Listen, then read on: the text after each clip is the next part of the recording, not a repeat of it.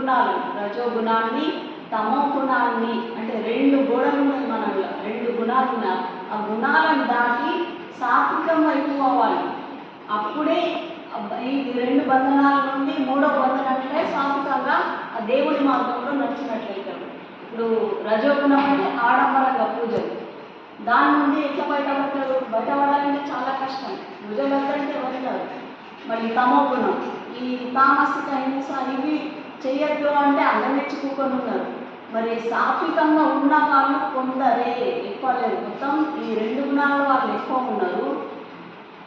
దీన్ని దాటి సాత్విక మార్గంలో వస్తే అప్పుడు ధ్యాన సాధన చేస్తే అప్పుడు జీవన్ముక్తి పొందుతాడు. అప్పటిదాకా ఈ మాయా బంధనంలోనే, ఈ సంసార బంధనంలోనే జీవి దుఃఖమై ఉంటుంది అని చెప్తున్నాడు. ఇక్కడ ఎంత మంచిగా వివరంగా ఉంటుంది ఇక్కడ.